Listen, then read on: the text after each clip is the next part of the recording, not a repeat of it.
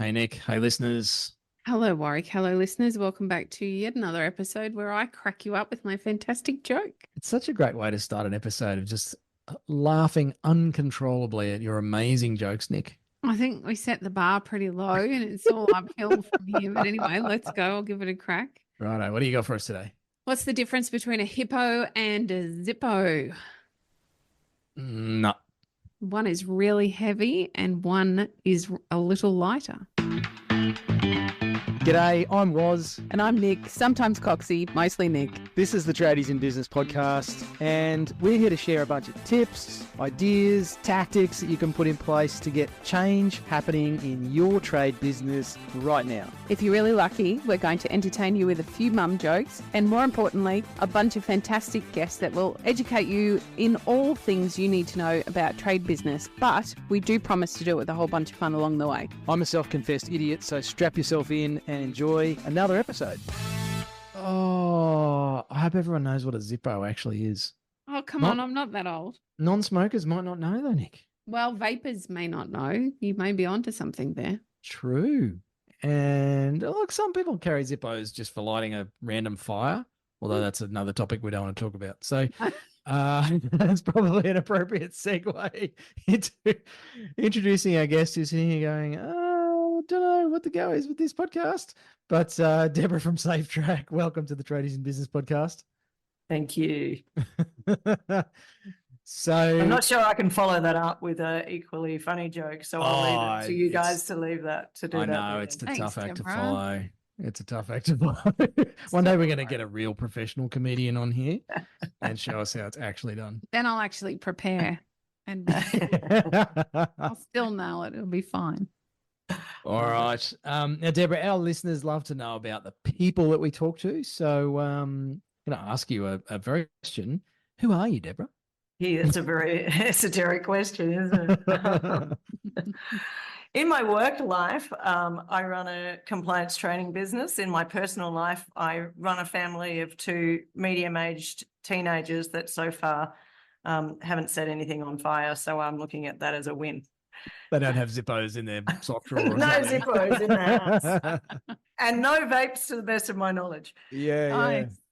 Nice. It's not a bad segue into the topic of our conversation today on this episode. And speaking of teenage kids and knowledge of their behavior, is talking about, well, compliance and also training and having people behave in a way that's in line with social requirements, business requirements, legislative requirements, and how on earth we get that to happen. So that's a big part of, well, that is your business by the sounds of it, Deborah. Is that right? Yeah, absolutely it is. I mean, every business, just like every human, is required to adhere by the law. And understanding the vast myriad of laws that apply to our workplace is actually pretty difficult. And as business owners, we've got to make sure that we're aware of them and that our staff and ourselves are adhering to them. And how we get our head around all those vast bits of legislation in a simple, easy to understand manner is a pretty big undertaking for a business owner. How on earth are we supposed to do that? I used to work in finance and accounting, and they have massive pieces of legislation and many departments that you have to deal with. But the overwhelming or the overarching principle is that ignorance is no defense. And so there's this expectation that you will just go and educate yourself about every single thing you need to know about as a business owner. How are people expected to do that these days? Yeah, look, I think especially from a small business owner's point of view, or any business owner, they really have to assess risks in their workplace is one of the first things that you need to look at. You need to say, where are my risks and how am I going to mitigate those risks? And if I'm working in a manual environment, for example, I've probably got pretty high health and safety risks. So I need to look at what they are and how I could mitigate them. And so it's really important that I understand if I work at heights, I need to do a lot of work on figuring out what the laws are and what I need to do to be safe at a height, because that's a significant risk for me. So a large part as a business person comes down to what are my risks and how am I going to mitigate them? And training in a specific area or a specific range of areas that apply to your business is really critical to you ensuring you operate your business in compliance with the laws. I don't know that I necessarily even know where to start to look for this kind of information, Deborah. It can be really overwhelming, as Warwick's alluding to first understand what the obligations are as a business owner and what I'm meant to know, and then where on earth do I even find the information for me to be able to adhere to it. Clearly, that's one of the things that you address with the business that you have. But are there some areas that make it, or some government websites or something similar that can lead us down that path, at least help us understand the enormity of what it is that we need to be across? Yeah, absolutely. Look, there are some fabulous business resources, things like the Chamber of your state-based Chamber of Commerce usually has really great resources for businesses to get them up and running with a business and a general awareness. Also, things like industry partners, Master Builders Association, things like that, HIA, they do a range of educational sessions that can really help get people up to speed on a large range of topics. And then, yes, you can look to specialist providers like ourselves to provide training in specific topics once you're sort of aware of what your needs are. But I think, getting an overview from some of your industry authorities is a really good place to start, and understanding what your compliance requirements are in that, what are the laws, regulations that apply to your business, and what sort of training do you need to do to understand them. So I think it's great as a business owner to be educated around those areas. Obviously, it's important. That's not up for debate. It's then how we distill that information to our team and ensure that they're adhering to any of our collective compliance obligations. How do you recommend that we do that from a business owner's point of view? Yeah, I mean, I think that's, again, you've got to assess what your learning audience is, the size of it, who you need to educate, what your risks are from that audience. And then from there, you need to go about distilling a solution. Now, that might be face-to-face sessions. It might be sending various people off to various seminars. It might be investing in online learning for various people, especially senior people, to ensure they understand their obligations. And there are, as you've indicated earlier, some really wonderful websites from each of the regulators that create really wonderful material that's available to end users. I think the regulators in recent years, and I'm talking sort of WorkSafe, the Australian Human Rights Commission, have created really fabulous resources for businesses, especially small businesses, in being able to access information. And they've even created some training materials that you can access for free and without charge from those places. It's really helpful. And we're all dealing with humans. And when we're trying to bring some of these principles into place within our businesses, it can be really challenging to get the humans to behave the way we would like them to behave, or at least follow the outline that we've put in place at the very minimum. How do we, as business owners, combat that issue of we're dealing with people and they behave in a way that fits with them and their own values, and not necessarily our values or the values of the company? Yeah, I mean, the human conduct risk is unsurprisingly the largest risk that all organisations face. So if there was a definitive answer on how to combat that, the person who came up with it would be worth an awful lot of money. So really what it is about is mitigating it to the greatest extent possible. So it's assessing those risks and controlling them to the greatest extent possible. So if that's human risk, and one of those ways to mitigate that risk is actually knowledge. Knowledge is an empowering thing. So ensuring that people understand what they can and can't do and what is and isn't within the bounds of the law, and ensuring that your organisation operates in an ethical manner with integrity that would withhold those standards is really important. It's when we start to let them slip and go, oh, that's okay, mate, don't worry about that, that's when behaviours it starts to form a cultural part of an organisation where we say poor behaviours will be accepted and tolerated here. It's okay to behave like that. So as much as it is about education, it's also about enforcement of standards. And I always say with compliance, it comes to the tone at the top sets the mood in the middle, which creates the buzz at the bottom. So how we operate as leaders, how we lead our businesses, and how ethically we operate our businesses, and what standards that we stand for ourselves are the standards that the people who work for you are going to follow. So lead by example, I would say, is the number one thing. When we see organisations with leaders that operate with integrity and with great ethics, it's unsurprising that the rest of the organisation usually follows, and the inverse is also the truth. So, that's where it starts.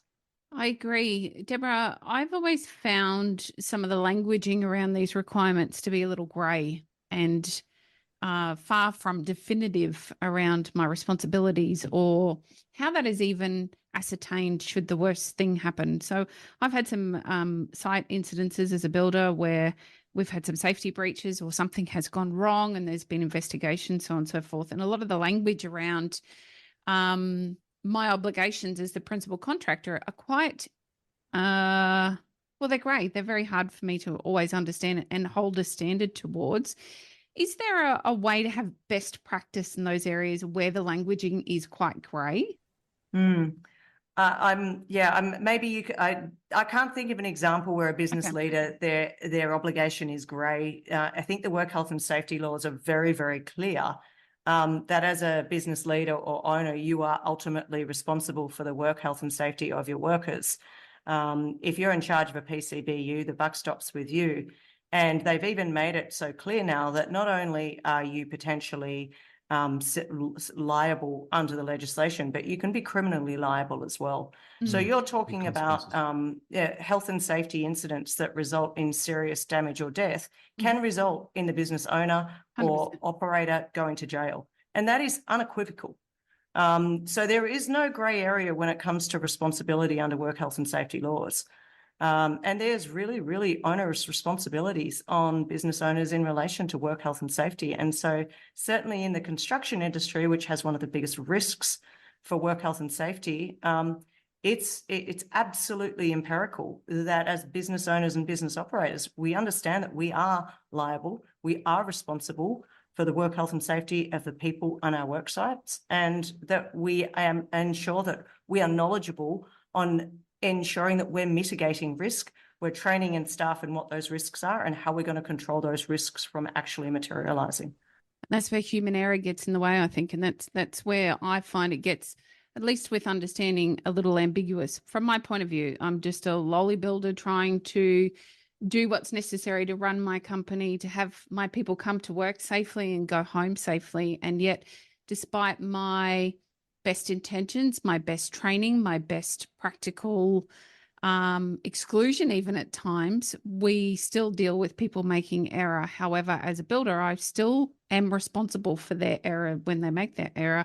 And I guess that's where it gets a little bit confusing. I recall an instance where a workplace health and safety officer was on site and told me, regardless, because I am the builder, I'm going to carry a percentage of responsibility for what happens, no matter what I do to mitigate that risk, no matter what stuff I put in place to mitigate that risk, there will still be a balance of that is applied to me as that contractor.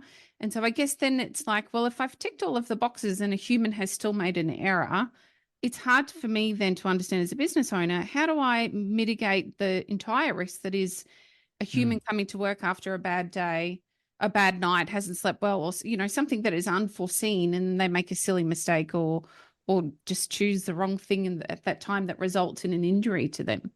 Unfortunately, running a business, there are risks inherent in running a business. And as a business owner, we take on risks, and that's why and how we make money. When we charge somebody, we take on an inherent risk with that charge. We also have the ability to have contracts. We've got liability clauses, and we've got insurances to protect ourselves in the event that something does go wrong. So ensuring that we've got adequate insurances to cover events when they do occur is absolutely vital for a workplace. I mean, I agree with you. You can take every precaution necessary, but you can still have something that occurs. Now, what is important is if something does go wrong and your workplace is investigated and a regulator comes in and says, look, you've done absolutely everything you could have reasonably done. This was a pretty unforeseen risk, or, this person, for whatever reason, made a terrible mistake, but I can see that you trained this person here, here, and here. I can see that you had all the safety gear in place here, here, and here. I can see that you insisted on its use here, here, and here. So if you make sure that you have put in place the reasonable steps to mitigate yourself and to protect the worker wherever you possibly could, your risk of being found in breach of laws is going to be significantly lower than if you haven't done those things. So making sure that training staff is one of the things that a regulator will look to say, did you train your staff in these things, as that can be a mitigating factor in protecting your business should things go wrong. Unfortunately, that has become the large reason why people train. People train to mitigate in the event that something goes wrong, whereas training should be done with a more proactive thought process. It shouldn't be done to check a box to mitigate damage in case something goes wrong. It should be done to make sure nothing goes wrong in the first place. And that's why quality of training is really important, because you can roll out really crappy, horrible training that nobody understands, it doesn't do anything. Whereas you roll out quality training that people understand they can engage in, that's when your learners go, I understand. I understand what I can and can't do.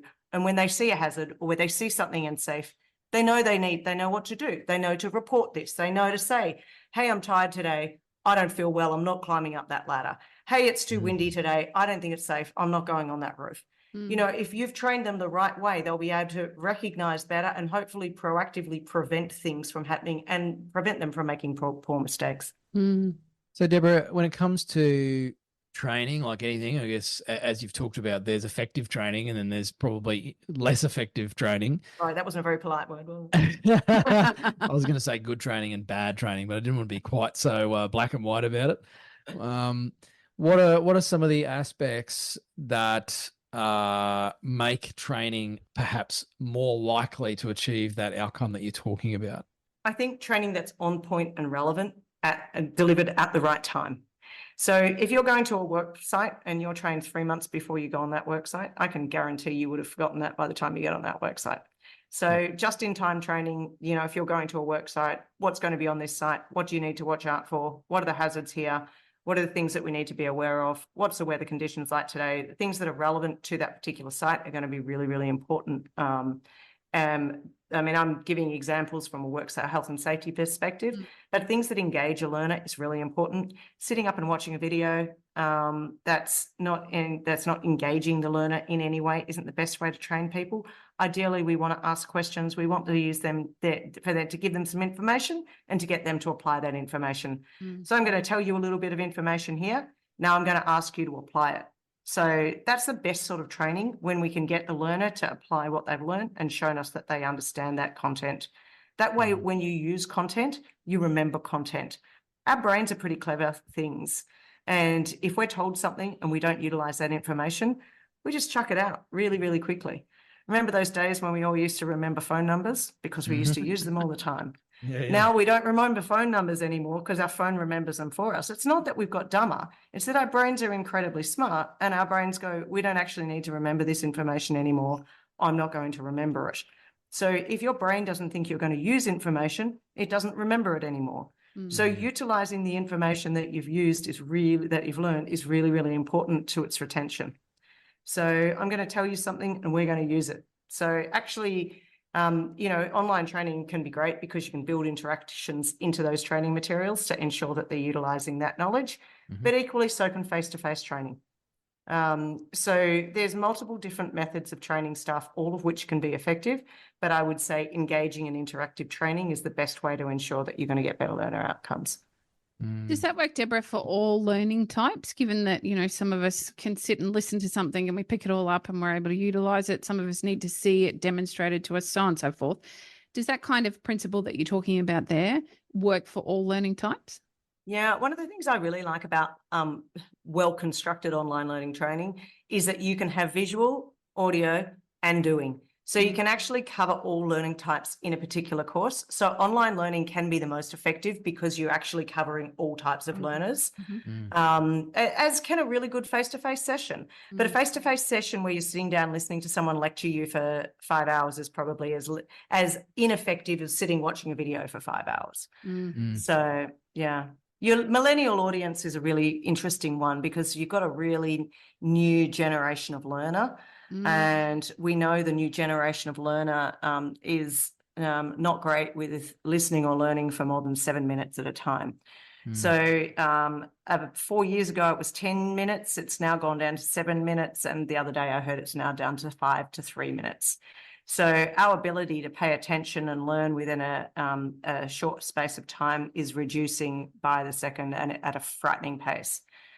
So the way we're delivering content and training needs to adjust if we want to interact with this learner audience. So, I mean, at SafeTrack, we've just launched what we call micro-learns, which are literally learning files broken up into little micro-learning sessions so you can do a little bit at a time.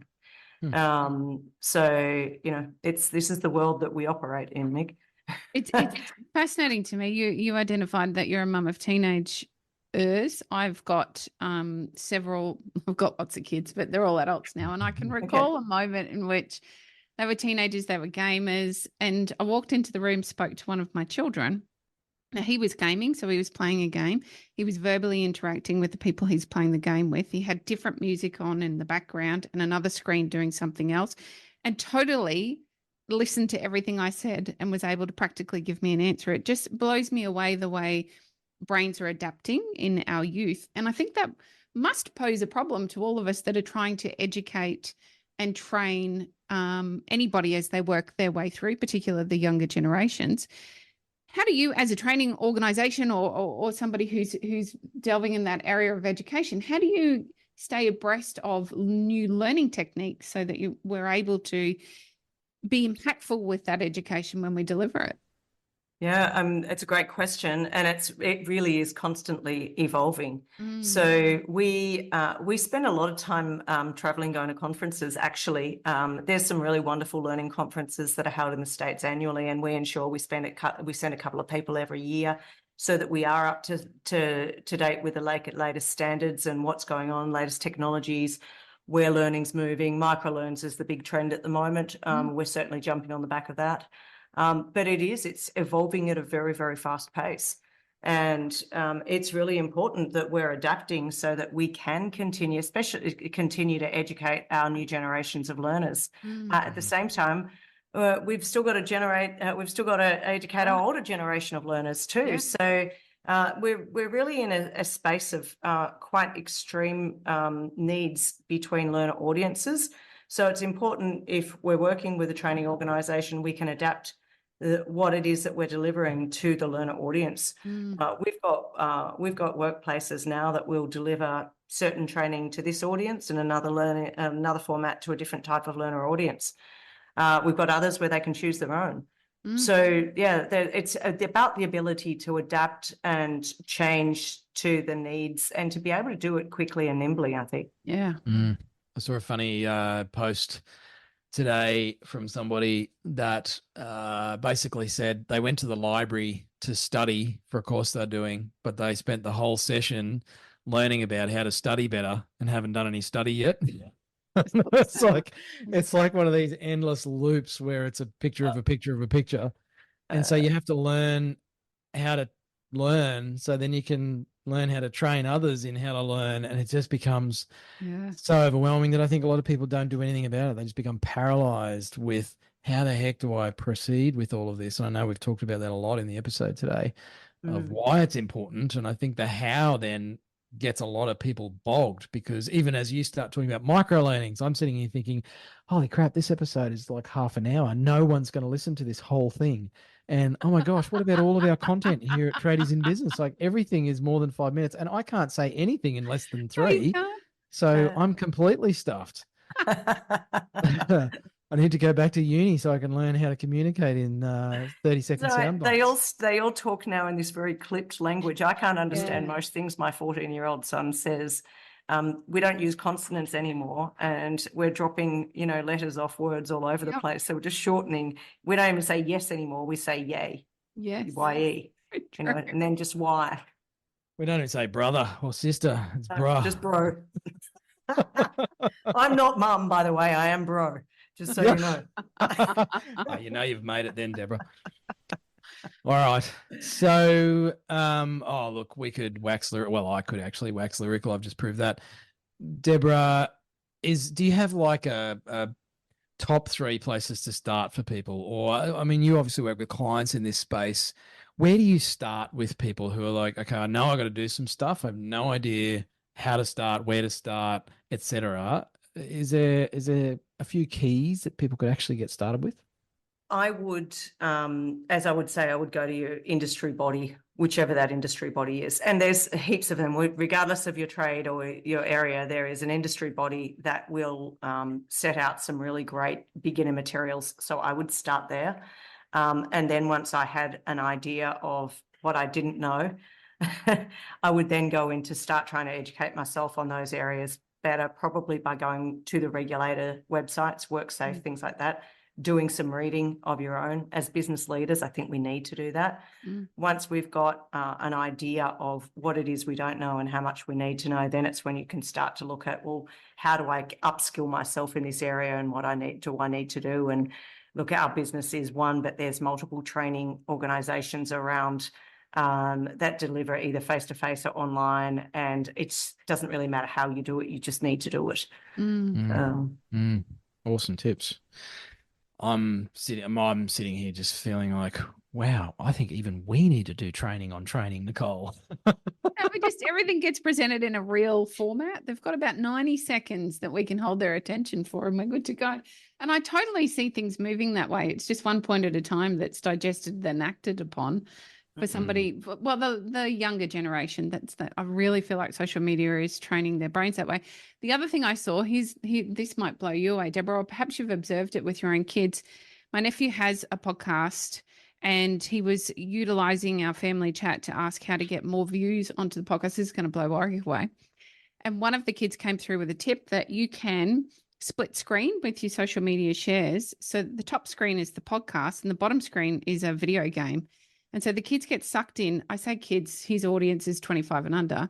They're literally sucked into watching that video game, yet they're still digesting the content that's coming in their ears. Very much goes back to that story I shared about my child. And I wonder how long until we start to see the adaptation of some of that stuff in the way we're learning, particularly once we finish school. It'll be certainly a very interesting ride. And Deborah, I am so very pleased that I am not in your position. That sounds like one heck of a challenge. Well, maybe the next step for us will be to create a game with some training overlay on the split screen. First person safety game, not a first person other game.